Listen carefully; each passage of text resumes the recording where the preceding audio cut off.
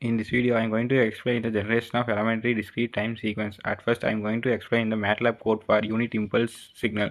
At the first line, CLC, which clears the command window. In the second line, clear all, which deletes all variable from the MATLAB workspace. Then close all, which closes the figure windows. Then n equal to input number of samples, which takes input from the user for number of samples. Then n is equal to minus n is to 1 is to n, which creates a time axis from minus n to plus n with step size 1. Then then the next line, which creates the unit impulse signal.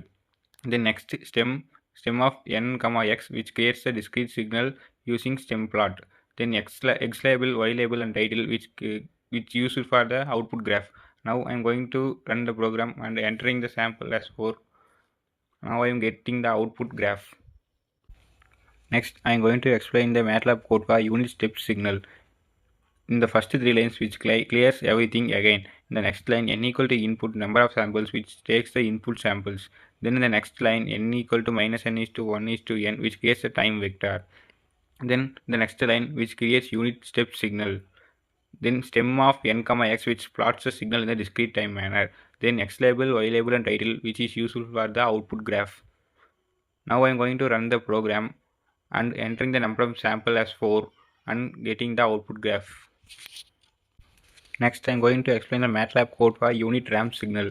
In the first three line, which clears everything again. In the next line, display unit ramp signal, which displays the unit ramp signal command in the command window. Then n equal to input number of samples, which gets the input from the user. Then the next line, a equal to input amplitude, which takes the amplitude scaling factor from the user. Then the next line, the time vector. Then the next line, which generates the ramp signal. Then stem of n comma x, which plots the signal in the discrete time manner. Then x label, y label, and title, which is useful for the output graph. Now I am going to run the program and entering the sample as 4 and amplitude value as 2 and getting the output graph.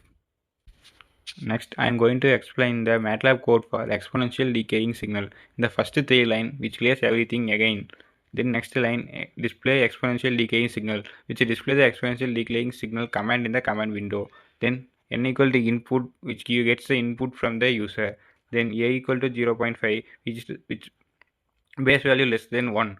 Then the next line, the time vector from 0 to n with step size 0.1.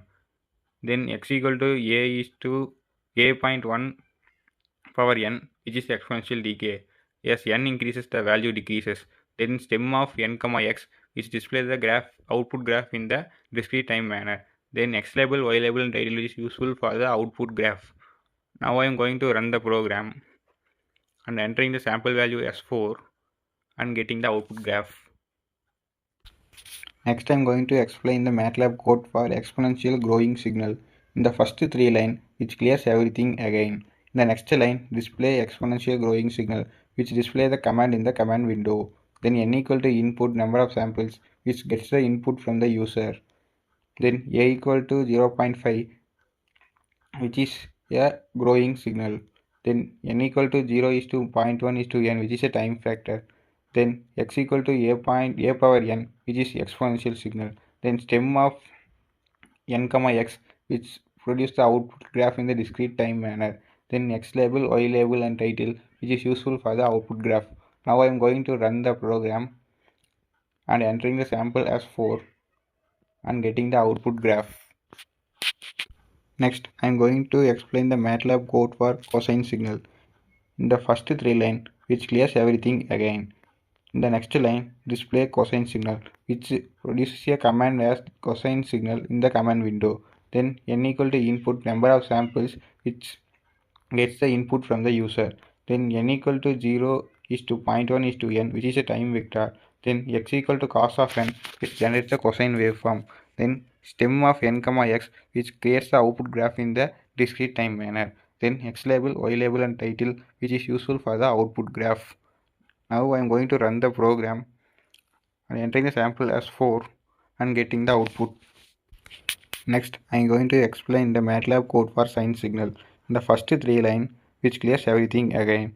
In the next line, display sine signal, which displays the command as sine signal in the command window. Then n equal to input number of samples, which gets the input from the user.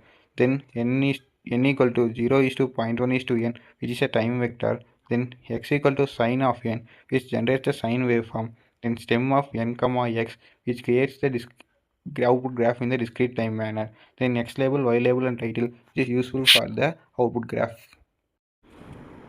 Now I am going to run the program and enter the input signal as 4 sequence and getting the output graph.